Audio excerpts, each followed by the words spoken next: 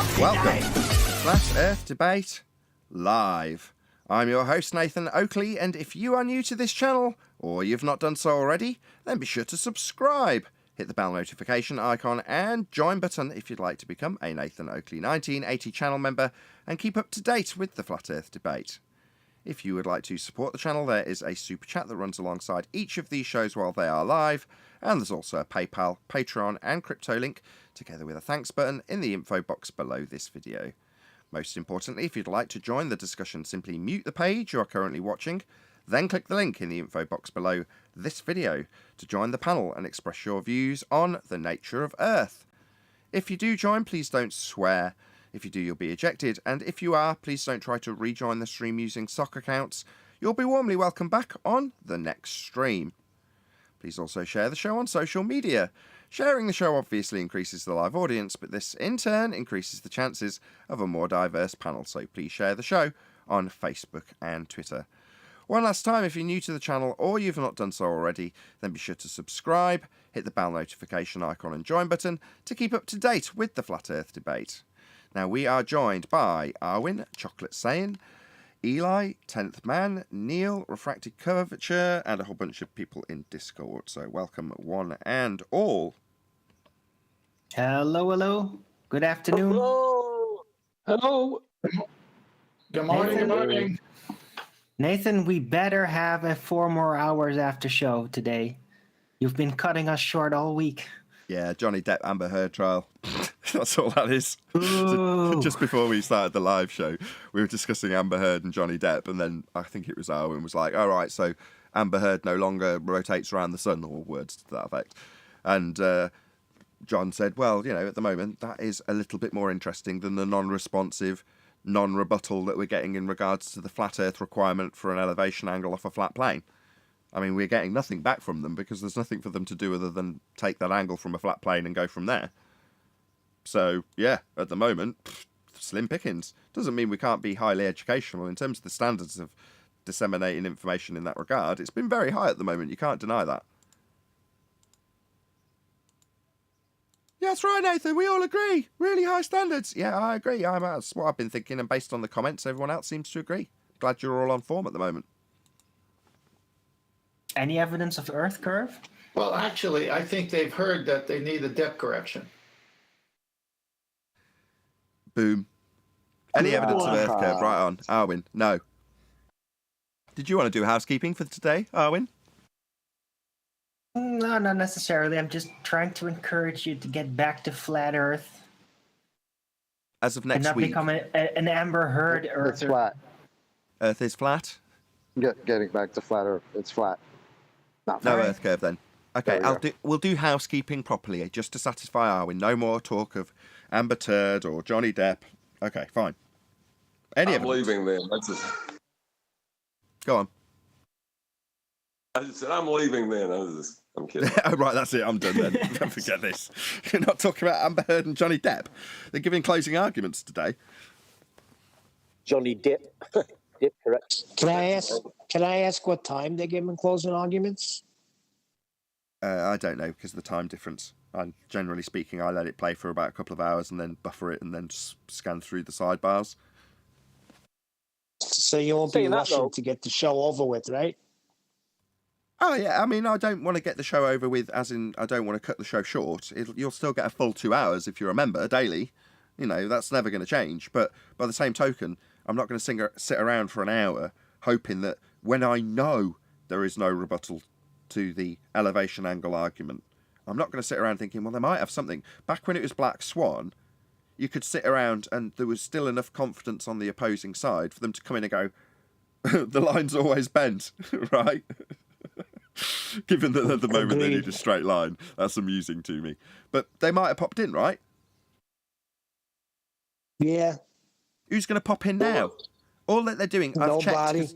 All they're doing at the moment, because I've checked, because I was fiddling with sound settings and computer settings, I went into Discord a few times just to do that. And what I see is 2015 arguments that are just recycled when we're not there. That's what happens in Discord when we're not around.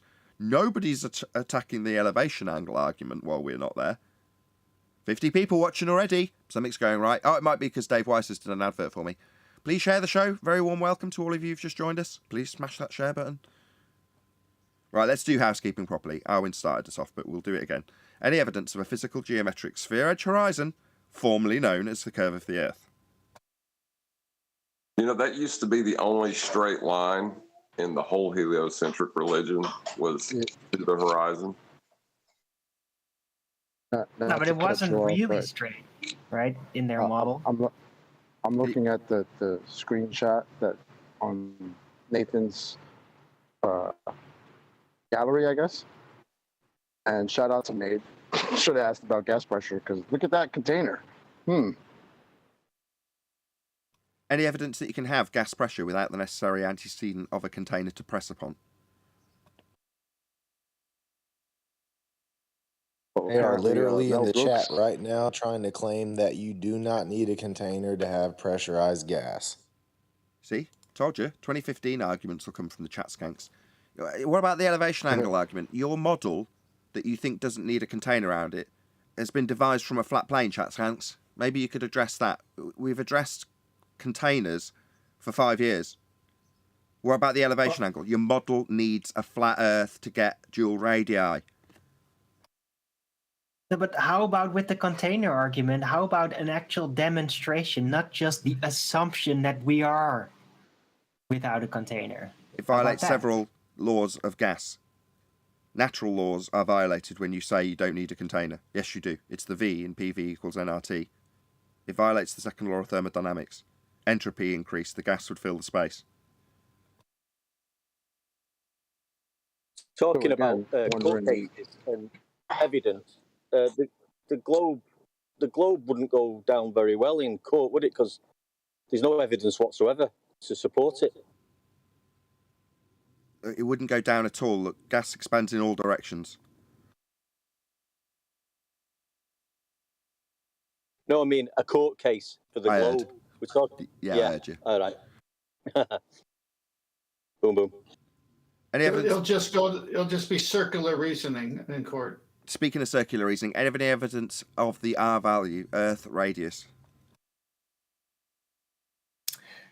Well, they can't really measure it anymore, so they can only derive it based on the assumption that the Earth they're standing on is spherical. And they derive it from a certain length based on their map projections derived from the celestial sphere projected on the flat Earth. And then they take that length and then they calculate a radius value. That's the only way they can do it now. They can't actually measure it. So you're saying you're going to need a flat plane for that? Well, not necessarily, but they did use a flat plane to get it, you see? That's the same thing as needing a flat plane to get it. That makes sense. But look, if the Earth were a globe, then you probably wouldn't need a flat plane to get it. But they did get it using a flat plane, you see? Owen's got this irritating way of agreeing with you while sounding like he's arguing. It's my specialty. Yeah, your tone says no, but your words say yes. Can I ask a quick question? Yeah. Obviously, Google Earth, is that recognised by the heliocentrists? No, not since 2017, when they explicitly told us that Google Earth was not their model, in no uncertain terms. Thank you. So we were in a discussion about the Isle of Man, and when we assumed that the Earth had a geometric physical limitation called Earth curve that was calculable in those maths, we would compare the elevations of particular locations for viewing based on Google Earth elevations, just because that's what everybody used. But then when they didn't match up with the maths, they were insistent that that wasn't fair or reasonable, and that Google Earth, even though there's a pro version of it that's sold and used for exactly that purpose, with elevations being used and maintained, besides that, they said it wasn't acceptable. Now, we went to the Ordnance Survey maps that they said were fine, and the same thing happened. It didn't match up with their maths. But then we ended up with, varying rates of refraction and their curve calculators changing. And what's the other guy called? George something or other, that had a different calculator that had refraction incorporated with literally a sliding scale, so anything that's anywhere can match Earth curve maths if you want it to. Those were all as a result of us debating at the Isle of Man with heights taken from Google Earth. Part of that along the way was them decrying Google Earth and saying it's not our model, that's not our model. Meanwhile, if you actually look at an elevation profile in Google Earth, what you'll find is that Earth is flat. It's measured that way and shown to be that way in terms of the very accurate, used professionally, measurements in Google Earth that show it on a plane. There's no 8 inches per mile squared drop. Elevation profiles show you just how flat Earth is. And you can do them over thousands of miles and show just how Earth is very, very, very flat. It is at ground level now because we figured out, like, wait, but remember when they still had an actual at ground spherical application? And then we just pointed out, like, wait, but we are standing right here according to this map and we can see the other side. It's not obstructed. And then they suddenly started changing those things. Indeed. Remember that? Yeah. A lot of changes to Earth curve calculations before we realised that it's a begging the question, proof of nothing, perspective hijacking Earth curve calculator were altered as a result of our discussions. Yeah, on a day-to-day basis. Like we would be discussing and be like, oh, wow, check this out. This is also weird. And then the next day it's like, wait, they changed it. Yeah. Those were the days. Right, specific functionality about Google Earth changed on the fly while we were debating using it. It was a crazy time. But no, they don't, to answer your question, ever claim that that's their model. They'll decry it, in fact. And if they do, just draw out an elevation profile and say, why is it showing that there's absolutely no drop anywhere on Earth in this professional tool? Arguing about the amount of Earth curve you don't see. Yep. Why would you expect to see it? Well, no, I mean, how can you win that argument? Shout out to... If you're saying there's varying amounts of Earth curve, then you're still talking about Earth curve. No, they're talking about evidence of curvature. They never say Earth curve. They say evidences. That means proof. Any evidence of a container for the endless and lofty imagination of a glober, formerly known as a head, says Godzilla from the super chat. Thank you for the super chat. Really appreciate your support. Got your first slide. Did you do Coriolis yet? We've got a slide up. I don't know why. I think we're talking about elevation angles. No, I just posted some slides for the panel to study. That's all. Let's ask the question. Any evidence you can acquire an elevation angle from a curved baseline? No, impossible. Even they agree with that. Well, unless you're going to apply like bent line geometry, right? And then you can have a triangle that's bent partially. But yeah, that's not as useful though for coordination as actual straight line angle triangles. So yeah. Well, I guess they could say they don't need to. What geometry straight lines to measure distances? It's curved geometry. More celestial navigation. If I heard, you broke up halfway through. I think I heard your question though. You're using straight lines to measure unknown distances with angles, right? Yes. You got to use straight lines. Yes. The curved line, because you can't know the distance of that. Right. That's correct. And that's why it's so problematic if they're going to use curved lines in their angles and triangles. Oh yeah. Oh, now you can't really use it to coordinate anymore. Now can you? Because now it's all bent. And all those old principles. The original math guy. What's his name again? Shout out to Mike808 who just gives me money. I think when that happens, the super chat's either too rude or Google have decided that it's not appropriate. So then the super chat goes through, but just with no text. So thank you for the super chat, although we can't read it, Mike. Thank you very much indeed. Right. Pythagoras, right? If you're going to use your triangles and angles with like curved lines, then all those useful things and tricks that Pythagoras like evolved, like figured out for us, yeah, that doesn't really work anymore. So how are you actually going to measure things, coordinate things on this spherical surface if you can't use straight angles?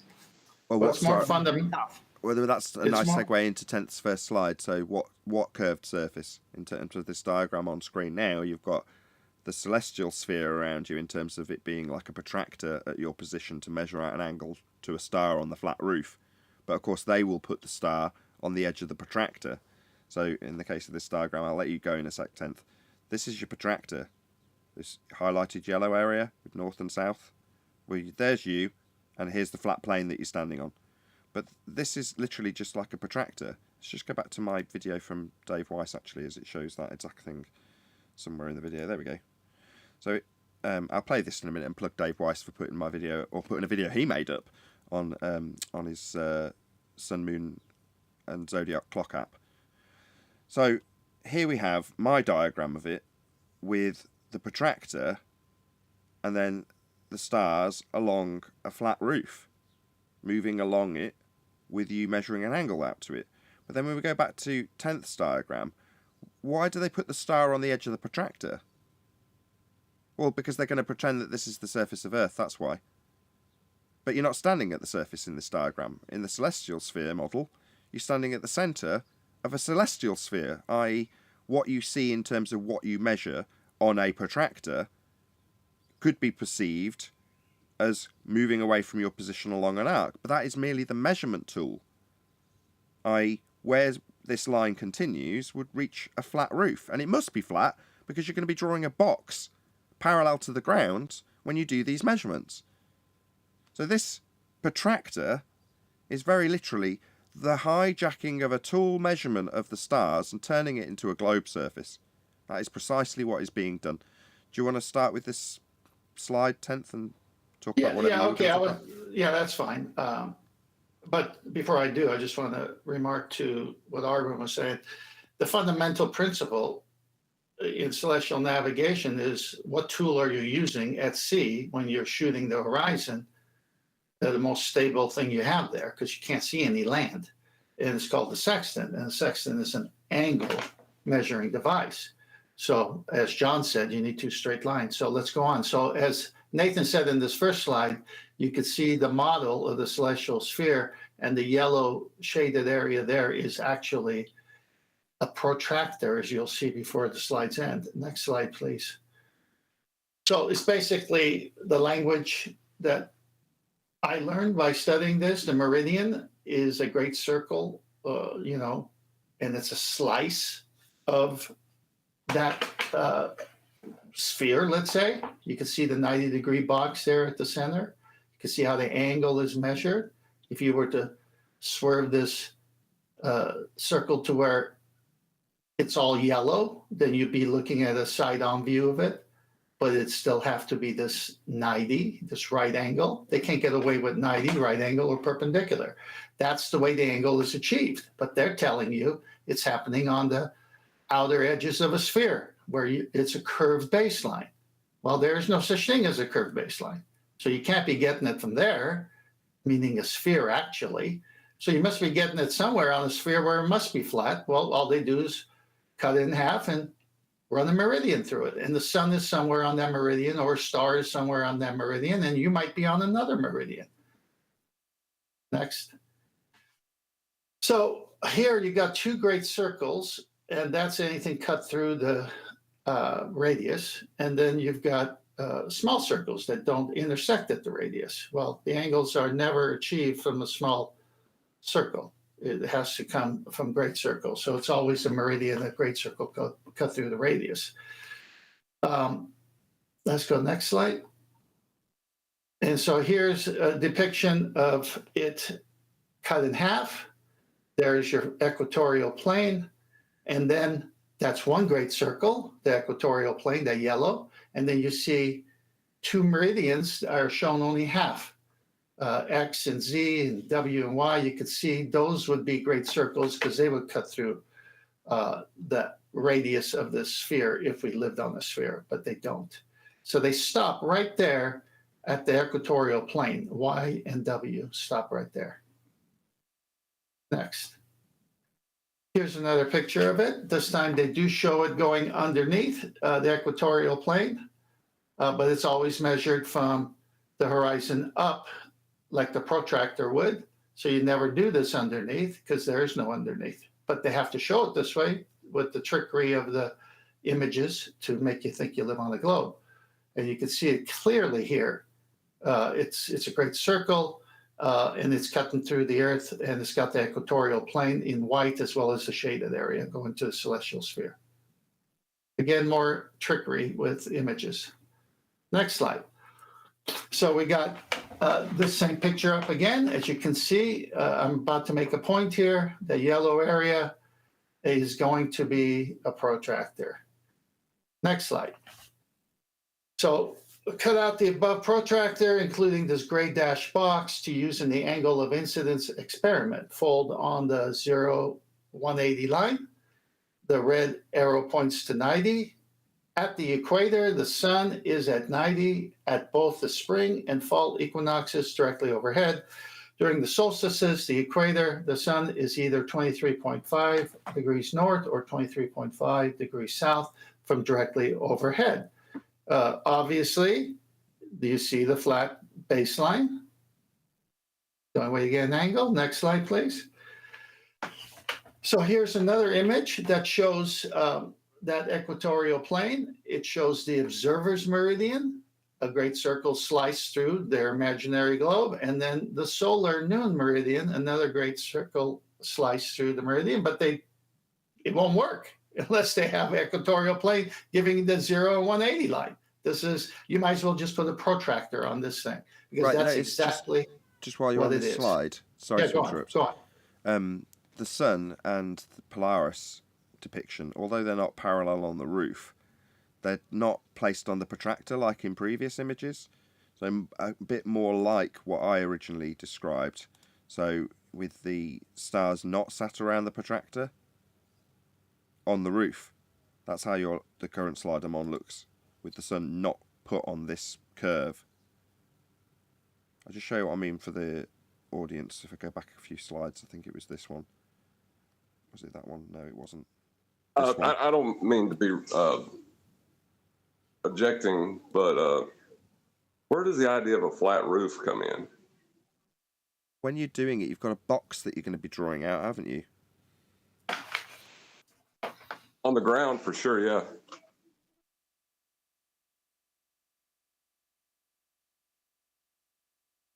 I could take a stab at that. Okay, Nathan. hold on. I see your point, because it is making an assumption that isn't actually required to be made. Got to be careful. You're right. However, it doesn't have to be placed on the outside edge of the protractor, does it? Well, yeah, you're just using the arc of the angle. You're not using a box at the top. We don't know where they're positioned, but we know that they match up with those angles that we take on the ground. But what I'm saying is we know that they don't match up with them moving over your position in an arc in line with the tool that I place over it. What I mean by that is, let's just go back to this picture. We know that the sun isn't going to reach zero and hit the ground. Do you know what I mean? If you travelled over to its GP, it would still be above the ground. Whereas if you assume that the marked position at 90 above your head is at the top of the protractor, and then it curves downwards towards the ground as it does in your perspective view, that's how they depict it on, let's just go back to it, this image. So you've got polar axis, and then you've got North Celestial Pole perched on the edge of the protractor. Well, what I'm saying is, I'll have to figure out a way of phrasing this better. It doesn't have to sit on the edge of the protractor. By the same token, it doesn't have to be on a flat roof either, which is your point, and I think it is a good point. I don't have to make that claim or make that assumption. It doesn't alter the angle. But I can say that you don't have to perch it on the edge of the protractor, which is what they do in a lot of the diagrams. Well, yeah, and by saying the roof is flat, you're almost making the same mistake as they do when they bring the arc of the protractor to the ground. Agreed. We don't know anything about the sky. I agree. It's my ignorance. It's nice to have it pointed out before I've said it too often to not be able to say, okay, I need to rephrase that. You know, very few people have picked up on it or will have picked up on it beyond you, John. But you're right. You know, why am I making that assumption? Well, I don't need to, do I? I can describe how it's incorrect to describe the sun in the celestial sphere model actually up against the protractor, because you don't know its position. You know its angle only, and it's useful to know its position above the ground if you are at its GP. But between those two, you can't be, because you can only be at one or other position, either with the sun directly above your head or measuring an angle to it.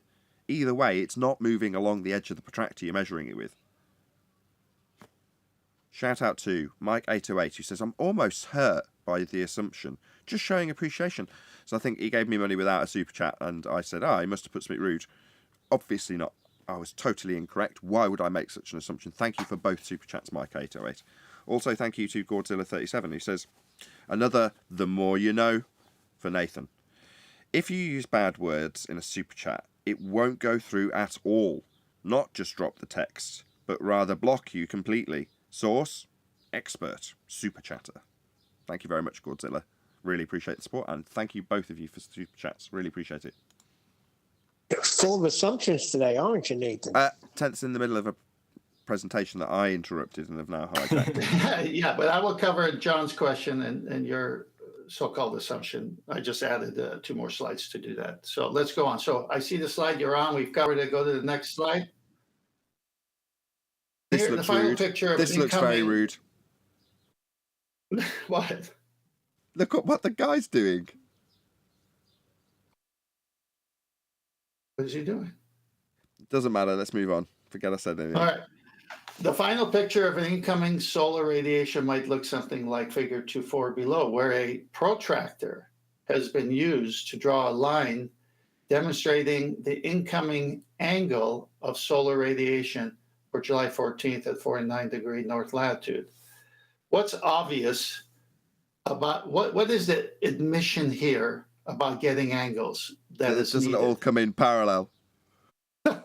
I mean, it's just a protractor has to be used with a 180 straight angle baseline. Oh, that goes without saying. It's proving Earth's flat. You should have gone to that first.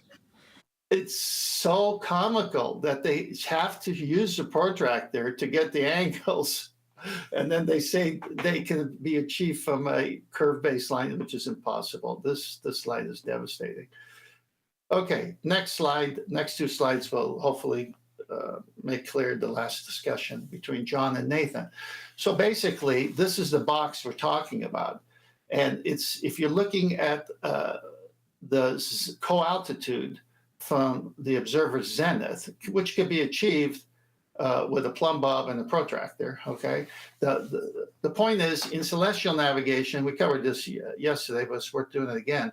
You have to use the horizon. So you use a sextant before you go to your co-altitude. You got to get an elevation angle. It shows there that blue is the star and the GP, the star on the Earth. The red would be the zenith position and the GP of the observer. And this box is created every time. Now, the reason the flat sky thing came out the wrong way is going to be demonstrated in the next slide, and then we'll come back to this and go back. So go to the next slide. It's because if you were going to do an angle of depression, if the observer was like at the zenith to where that reference line has to be drawn. So in this case, B is the star and C would be the GP of this. No, I'm sorry, they got it backwards here, so I got to go the other way. A is the star and F is the GP of the star. C is the observer and B is his zenith. And he needs a reference line. That doesn't mean the heavens have a shape. It just means that's the way you get the zenith angle, the co-altitude. So both need a reference line, both need a flat base, and both have the same angles.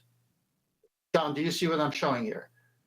Well, the co-altitude is subtracted from the 90 at the ground, is it not? You're talking about taking the angle from the star, which no one's ever done. No, I'm not saying that. I'm saying that the angle, if you just do without the horizon, you can just get the zenith angle with a plumb bob and the protractor upside down. You're missing his point. Hold on, 10th. if you take this diagram, right, you've got, let's take F, A, and C. Yep. So the right angle on the left-hand side of the triangle. Now let's move A down to the next box down. Yeah. So for the audience's benefit, A is being moved down. In other words, we're decreasing the angle that we're going to measure from C. You with me so far? We're going to draw out the same box, but instead of A being at the in shaded areas, there's 3 boxes. Instead of having 3 shaded boxes going up vertically, we're going to have 2 shaded boxes and a smaller angle to C. Are you with me? I'm trying to, but go on. Well, when we do that, I measure a lower angle. In essence, yes, we've still got a flat line to the roof, but the roof's now been lowered. And it only occurred to me when Brian debunks the idea that we could measure an angle to the moon or the sun or whatever it is that flat earthers have claimed in the past, because obviously as it goes nearer to the horizon, you're lowering the roof line because the angle's decreasing. The maths doesn't change, but the height does, if you were to claim there was a height. So if I'm to say there's a roof, well, that would mean it's static along the same route. Well, we don't know how the heavens operate. We know the angle's consistent. We know we can track it and figure out where the GPs are, and it corresponds with the angle to deduct from 90 to get the distance. We know all that to be true, and it functions. However, that doesn't mean I can make a claim about the roof, does it? Correct. Well, that's my point. That's what I'm trying to say. Whether you're doing an elevation angle or an angle of depression, you're going to need, because they're both angles, you're going to need a flat baseline and a reference point. So the A and B is the reference point for the angle of depression was my only point I was trying to make. Well, my point is that the elevation angle is measured. It's measured within a convention, but that's what measurements are. The angle of depression is calculated from that measurement. So I guess it's not a huge point. I mean, you'd probably be onto a loser if you wanted to fight with somebody over the geometry of it. But I think it's important to note when you're talking about, like, we don't know what the sky is. We only know what it does repetitively. We don't know what it is. Exactly. We don't need to know what the sky is. Well, you don't. It's a flat baseline, and that's it. That's correct. That bit we can That's the know for important certain. part. That's right, Neil. It's a flat baseline regardless, and you're operating on the ground and achieving your ends at the end of the measurement. So yes, you can say that with certainty, but we're not talking about that this second. In amongst ourselves, when there's no one here to challenge us about the requirement for a flat plane, we're now moving on to the not flat roof. We don't know what it is. We just know that at a given time we can predict where it will be above that particular navigation star, and based on that, the angle will correspond to it, and you can minus it from 90 and get the distance. Okay, that's what we know, but that doesn't give us anything about how they operate, why they do that, what they are, what their height is. It doesn't give us any of that. Oh, that's right. You think one day you'll be able to vary and manipulate a star. I forgot. Nobody's claiming science. We're just saying in terms of the mathematical derivations. That's what John just made clear. The measurements and how they work and the predictability of where a star will be above at a given time. That's what we're utilising with past experience and knowledge and being able to document where and when that'll happen. This star will be above this part of the land or sea at this time. Well, if you can measure an angle to it, you can figure out how far away you are from it. But that angle to it doesn't tell you the height. In fact, it radically alters in that measurement as you move further and closer to it, if you could do so if with it fixed, i.e. not continually moving. But if you, for the sake of discussion, move further away from it, right, that's going to lower the angle, reduce the angle. Well, does that mean it's come down? Does that mean the roof's lower? Obviously not. What roof? We don't know what the hell it is. What is the star? I don't know, but I know the angle to it will match with its corresponding GP. That much I do know. I understand what you're saying. I'm just saying sometimes that was the whole thing with ballers. They would always look to the sky and tell us what the Earth is. And now it seems like we're doing it a little bit. Yeah, and we're just to find out what the stars are. We were, but now we're, what's the word? Self-policing? Is it self-policing? Okay. Yeah, that's what that would be. Which is how it should be. And you should have well, it's me in this instance, so I can say this. You've got to have a degree of humility. No, I'm wrong. My approach is incorrect. My logic is flawed. I must correct this. Thank you, John, for pointing this out. As opposed to, no, you don't know what you're talking about.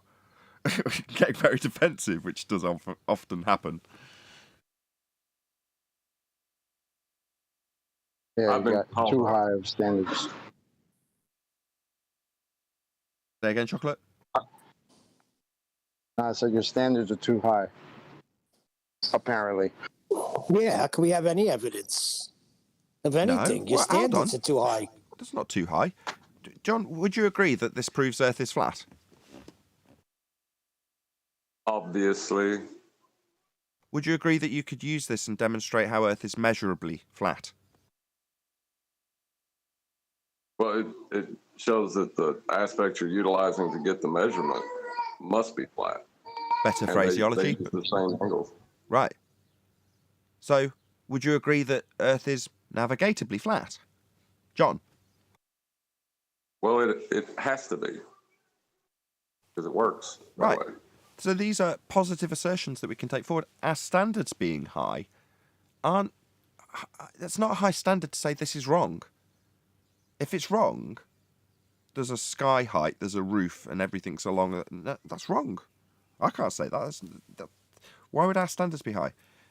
For the longest time I've known us run this show together, anybody that comes in from any side, any aspect, with any belief that they might have, will get pummeled if what they say is wrong. Why would I be any different? I think he's mocking, what's his name, Sin Cleanser, that's all. Nobody's mocking anybody. It's just correcting me on an assumption I've made. We all fall Talking into about it. chocolate. Oh, chocolate. What did you say again, chocolate? Sorry. I was the one that said your standards are too high. Oh, if I'd have known it was you that said it, I'd have paid more attention to the sarcasm. It's not having high standards, it's just being wrong or right and correcting each other on it. And there's nothing personal in doing so. In fact, that's where thanks should be given. If you've got something wrong, isn't it something to rejoice when you get it right finally? You know, if you're a bit embarrassed about it, just have a laugh at yourself. Don't take yourself so seriously. Well, that's why I like the show, because you do show humility. When you're wrong, you say you're wrong. Yeah, also, John's a prick. How dare he humiliate me on my own show?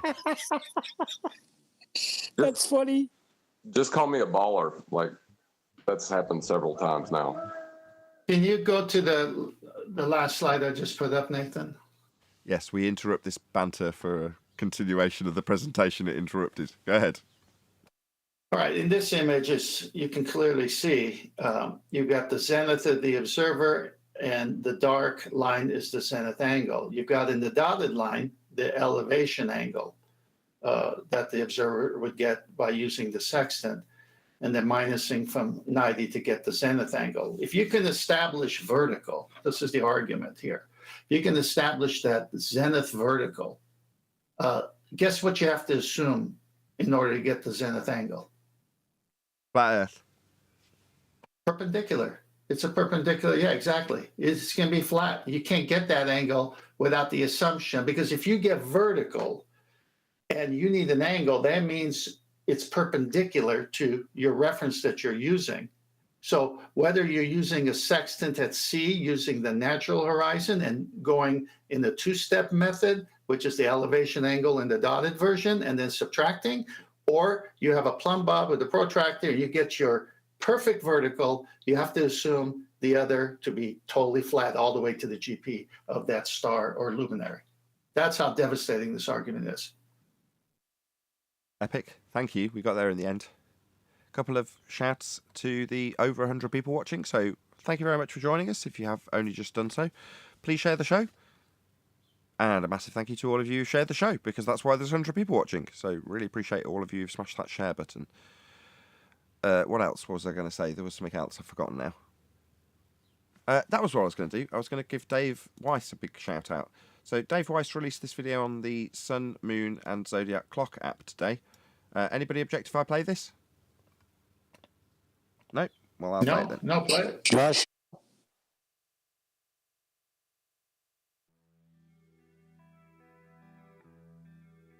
Is bifurcation the right word?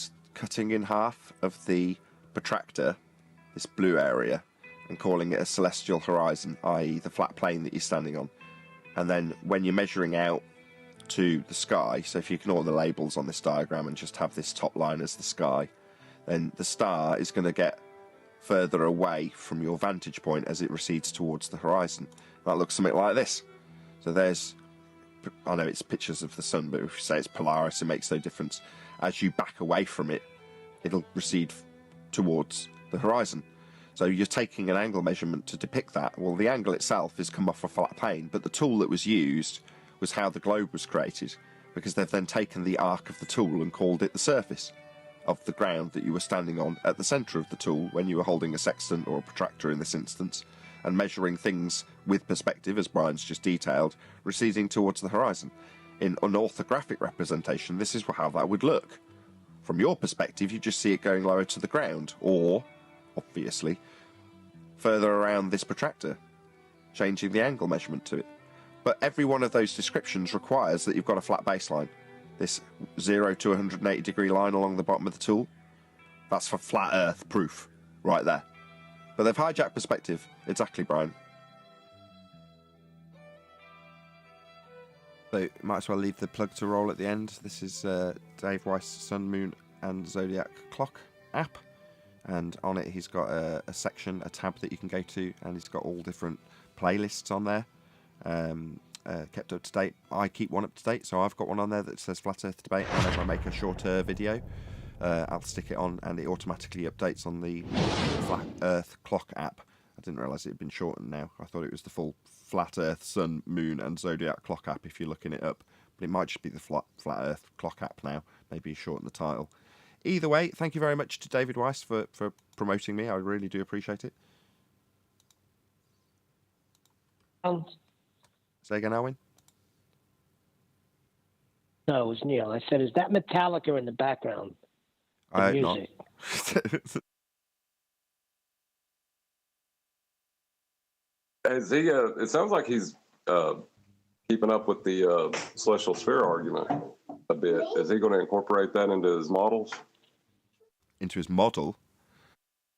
No, his model. You know, Dave likes models. He likes using them to educate, which is fine. Is he incorporating the celestial sphere into that educational tool? Maybe it already is. I don't know. Have you looked at it? No, I didn't. But it in that debate he had with not a Professor Dave, I don't think it got brought up. I tried to hustle Dave onto the show and was unsuccessful. Should I contact the guy he spoke with, Sean Atwood? Anybody here a Sean Atwood fan? Yeah, he's the guy that was in prison. Yeah, the British guy. I think he would probably come. Well, not necessarily at come. least I mean, give you a one-up. he might want me on his show. I will invite him on here and see how it goes. I mean, it's rude and presumptuous to say, hey, can I come on your show? But yeah, I'll get in touch. Before I do, obviously, I've got to get in touch and see if I can build some sort of rapport with the guy. But that's what I'll do, if you think it's a good idea. I like Sean Atwood. Just tell him Sammy the Bull sent you. He'll let you in. But Sammy the Bull did not send me. You don't know that. So I should lie to him. he seems That's like- a great start, Neil. How long did you spend in jail? If you say Sammy the Bull sent you, he might think you're horning in. Well, I think the Sean Atwood guy is a good example of a baller. And then he had Professor Dave, which he's on the edge of being an anti-flat earther, I think. You know, Maybe. I don't know. I don't see why he wouldn't be willing to at least have you on his show if he doesn't want to come here, because he's at least interested in the topic enough to have a debate on it. Indeed. In order to achieve that, I'd first have to build some sort of rapport with the guy. So I might attempt to make a start on doing that, i.e. drop him a line. Did you say you tried to get Dave onto this show? Not a Professor Dave. Professor Dave Explains YouTube channel. Yes, I tried to get him on.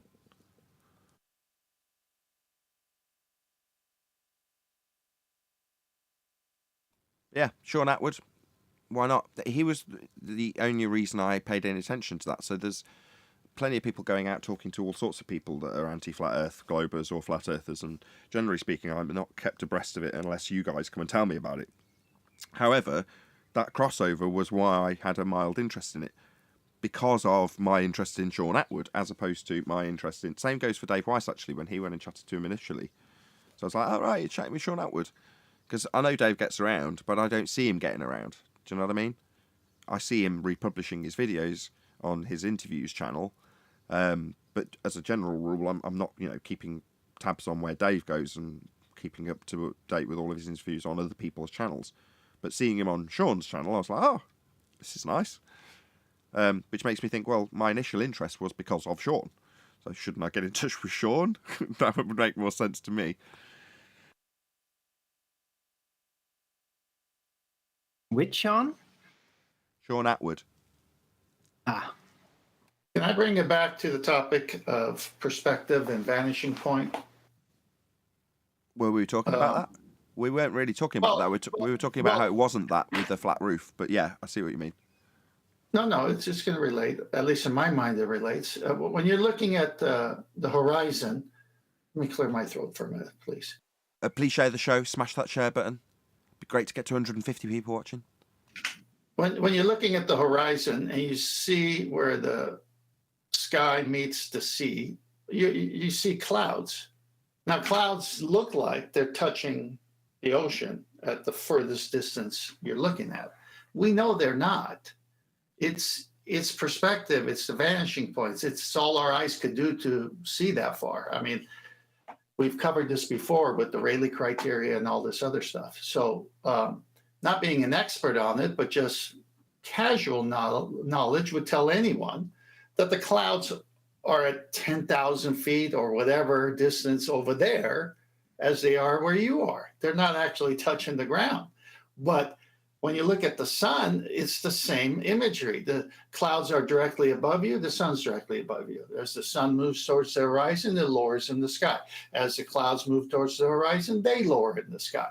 And so this is what we have to deal with our eyes. Now, the clouds aren't touching the ocean. They're still 10,000 feet over there. The sun isn't touching the ocean. It is whatever height it is. And we can get an angle measurement to it, and that's how celestial navigation is done. That's my point. Shout out to Mike Jones. He says, nice to hear the, quote, flat roof dropped. Finally. Thanks. There you go. So straight away, John's got appreciation for giving me clarity on my nonsense that I was spewing. Thank you for the super chat, Mike. Really appreciate the support. And thank you, 10th.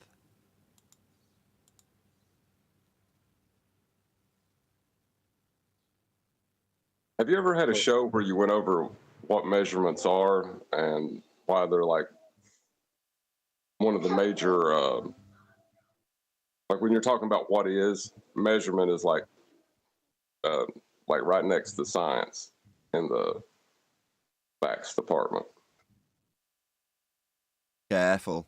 You might give the wrong idea to some globe believers. Oh, that measurement and science are, yeah. Phil Bill thinks that. Phil Bell thinks that. You're talking about what, John, I assume you're talking about is physically measuring things. Yeah, that's implied within the word measurement, though. You know, it's not a measurement if you're not doing it in reality. So since it's Friday, you guys want like a funny throwback clip? Yeah, go on. You're going to stick it in Master B? Yeah, I'm sending it right now. Okay. You want me to preface it with anything, or you want to just... Well, I'll say what it is real quick. So it's actually in 24/7. I think it was 2 years ago, because YouTube will sometimes have old videos. So I clicked on it, scrolling through it, and I got a clip of Kosho telling us that nobody says that boats go over the physical geometric horizon. That's not the Earth curve. And then by the end of the clip, he's saying, well, it is the Earth curve, but that's not the horizon we see.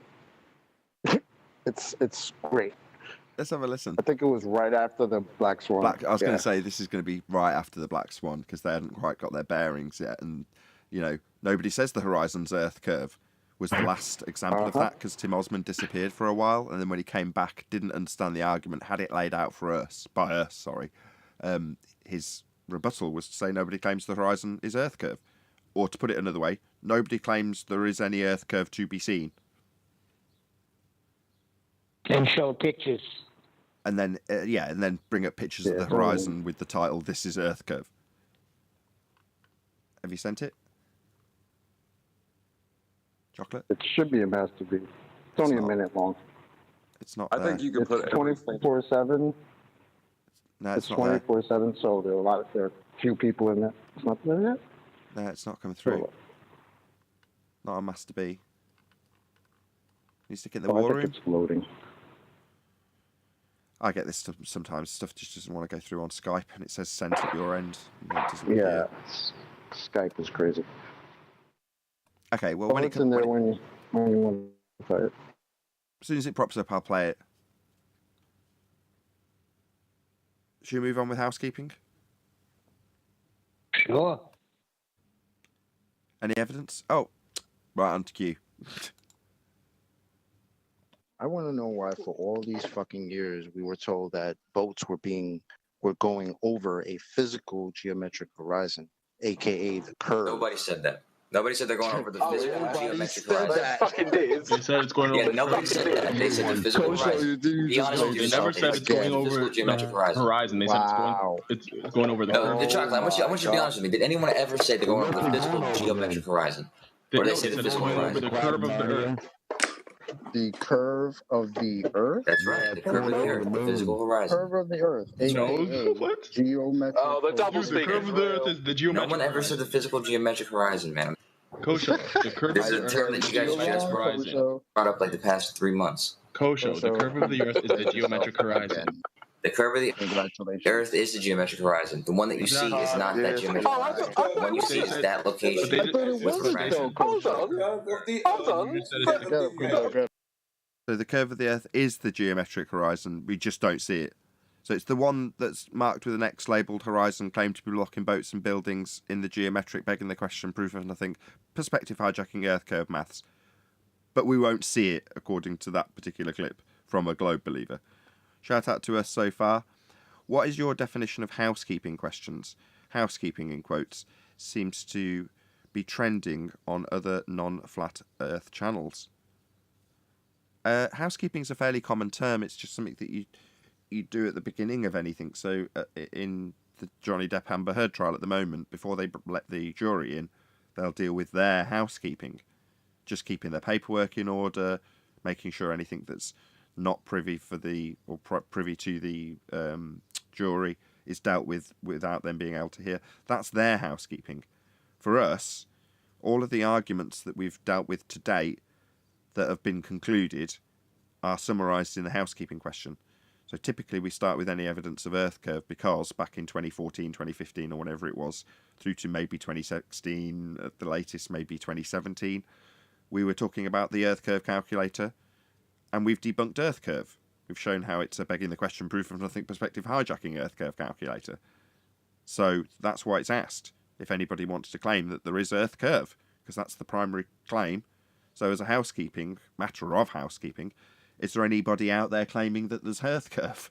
We're just asking because that's the primary claim, but we just don't have it here for the audience to see that that's the case. Nobody's coming here telling us that they see Earth curve. Now, if an audience member comes and goes, hang on a minute, we see boats going over it, then that's why there's a link in the info box. But if they listen for more than 5 minutes, they'll realise that might not be such a great idea to come in and tell us, well, boats go over the horizon, because they'll find they'll have their ass handed to them in a very short space of time, won't they? So it's housekeeping. We use that term to say stuff that has been dealt with that might have some old dust blowing. So we just sweep that dust up before the show starts. Sometimes it takes the entire show, as is the case in many instances, because we end up covering that dust that's blown in. It's right, though, because I do hear that in other genres about housekeeping. It seems like everybody's saying it now.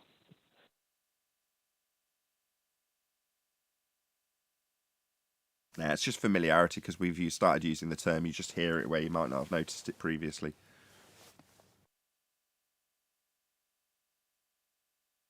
It was Anthony that came up with it. He was like, we need to do some sort of housekeeping.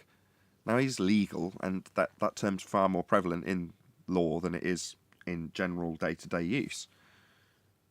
Unless you're talking about in a hotel, which is a completely different context. But that's where it's derived from, right? Just keeping the house clean. This is our house. Sometimes it's in vain, though, because people are still not understanding how they got the globe. Listen to this. When you unwrap a sphere to create flat map projection, we now have serious discrepancies. And?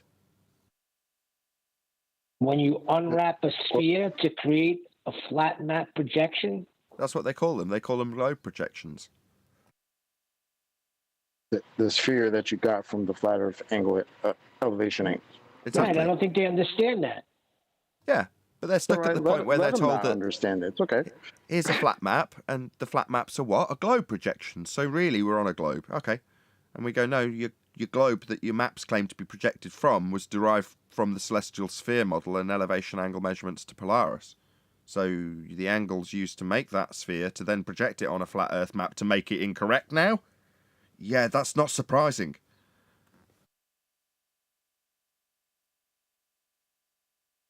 Well, if you can argue for a tie, it's better than losing, right? That's all it is. Argue for a tie in terms of which angle measurement we can ignore the quickest, and argue within the framework of having a globe model that hasn't, we don't mention that it's come from a flat plane. And then you can argue about how your map that just is flat works. And if it doesn't, well, it's because it's not a globe. And you can argue all day long in that false paradigm, false dichotomy. A lot of the globe arguments are set up that way too. I don't know if it's intentional, but they're definitely set up that way to get you to make a false claim counter to their false claim and argue over which false claim is true. Yeah, we discussed it a few times while you weren't here, actually, about the feast of nonsense that you arrive at when you fall down the hill. Get all sorts of garbage. I was pretty lucky in that respect because I was on the other side until I found this place, so. Good point. You did sidestep the feast of nonsense. That is a good point. I got caught up right in it. Me too. But I was skeptical. While I was very much, you can see the second most popular video on my show, on this channel, Nathan Oakley 1980, is the No Forests on Flat Earth Roundtable, actually hosted by Dave Weiss before his channel that it was originally on got taken down, and the re-up was done by me. But that's the only one that now remains, and it's the second most popular video that I have. I think I said that already. Anyway, the point is that throughout that discussion, everyone's all very excited about this new feast that we're feeding each other with, right? And I was skeptical the entire time, like I am generally speaking anyway, of no forests on a flat Earth. And I gave all my reasons in that discussion of why I was skeptical at the very early stage. And I have been typically skeptical from the outset. I got here and was like, wow, this is a very new arena to be in. What's going on? And the first thing I came across was Jesse Spots, I think his name was, talking about Mandela effect. Grr. So, I immediately fell out with him. Almost immediately, because I'm like, you are a load of nonsense. Do you not understand how this is just caused by that? And this is your misapprehension. This is a misunderstanding. This is you misforgetting.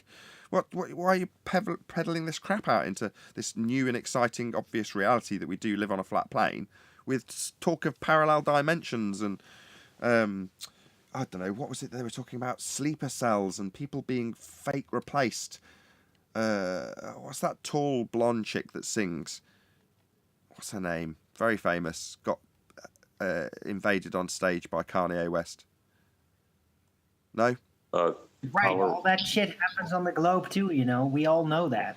Taylor Swift. Taylor Swift, that was right. They were like claiming that Taylor Swift was like some bionic replacement, and there was just such a load of nonsense that you could find yourself immediately in, and that was really early days. Right. the robot replacements of celebrities. Yeah. And then you got Tartaria and the mudslides. The mudfloods and That's much Tartaria was later. another one. I mean, mudfloods. Me and Arwin discussed that before it even became a thing, didn't we, Arwin? One of your most popular shows. I think you called it the Mother of All Truth Bombs. Very popular video on Arwin's channel. Probably 6-7 years old now, and that is the subject we are discussing. We're looking at old remnants that's buried under the ground, massive skeletons. That's what we were talking about, right, Arwin? Yeah, it's about 5 years ago, but yes, we did, and we recognized what it all was very early on, and we knew that about one another and made a great show. And yeah, it has really unrolled exactly kind of like we both expected, I think. Yeah, I think we knew it was the Feast of Nonsense back then, and it's just now we're able to put a term to it. But either way, with that, I'm going to say, if you are watching this on either Nathan Oakley 1980 or Nathan Oakley premiering streams, then stay tuned, as there will be an after show to follow. Unfortunately, if you are watching this live, this is where we bid you farewell. So a huge, massive, enormous thank you to all of you who smashed the super chat, liked, commented, shared, subscribed, hit the thanks button, and all that good stuff. Another massive thank you to today's Discord and G+ panels for making today's live show possible. Once again, stay tuned if you're watching on either premiering stream. I've been Nathan Oakley, and I will see you all in the next video.